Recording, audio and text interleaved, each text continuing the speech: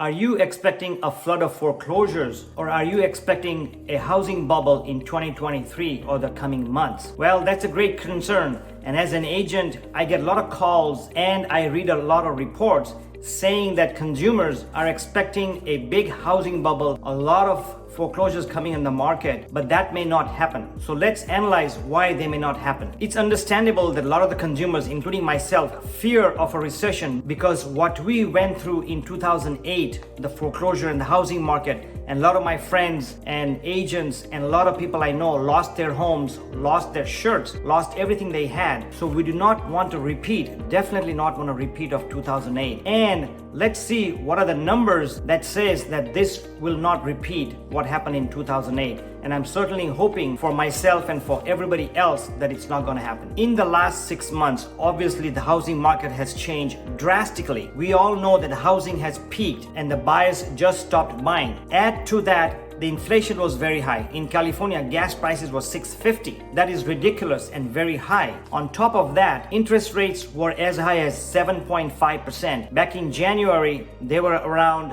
3.5%. End of this year, it's almost 7%. And that's almost a 4% increase in interest rate. That has never happened in the history. So that knocked out a lot of the buyers. And also, just to let you know, if you bought a house, let's say for $500,000 at a 2.5% interest rate, and if you bought the same house today for $500,000, same house at 7%, your payments are almost gonna double. So a lot of the buyers have stopped buying. And you notice that because the number of homes on the market for sale have increased substantially. Used to be days on market, what we call how long it takes to sell, used to be 8 to 10 days. Now it's up to 45 days, up to 60 days. And the increase in inventory is as high as 40% nationwide. Of course, it depends on the areas, but everywhere the housing, the number of homes for sale compared to 6-7 months ago is up 20, 40, 50% from then, which means buyers are not buying as fast. More homes are on the market, and the sellers who want to sell and move to other markets are not moving. And also the sellers who want to buy are resisting in paying the 7.5% interest rate or 6.5 to 7% interest rates today. By the way, I'm Mike Patel from Orange County, California. Thanks for watching my channel. If you're coming here for the first time and if you would like to, please comment and share this video. And if I may also request, if you can subscribe and hit the bell button, I would really appreciate that. I have another video I did a few months ago. If you want to look at it, it was on housing market shift. I got a lot of views on it.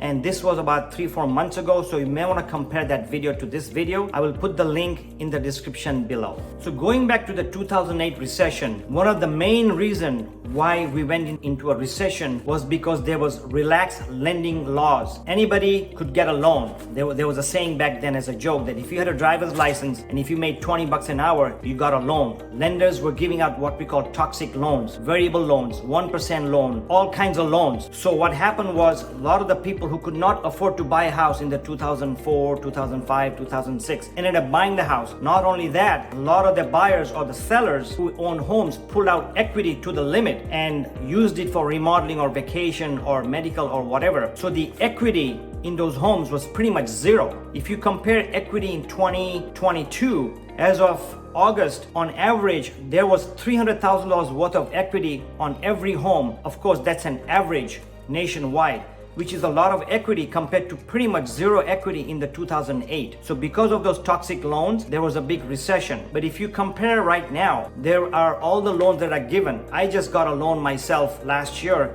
and the banks asked for everything to study and to scrutinize the banks and the tax statements. So for the last 5 years, because of what happened in 2008, all the banks that have given loans in the last 7, 8, 9 years have been very tough loans, very tight loans, and they made sure the buyers who bought those can afford to pay those homes. So even now, when you get a loan, they scrutinize you and make sure that you have A-class paper to get the loans. So the chances of you not paying on the loan or skimping on payments is very slim. So that's one of the reasons, and one of the main reasons that there is no recession coming as big as we expect is because the loans have been very tight. People have equity in the homes. So even if they lose a job or cannot make a payment for a year, and even if the prices drop, and then I sell my house, as an example, after a year without making payments, I can still sell and walk away with equity. let alone being short on the payments. So equity is a big thing. So one of the main reasons, well, actually the two main reasons there may not be foreclosures as much as you expect is one, because the loans were very good, so the buyers are not going to let go. And number two, the equity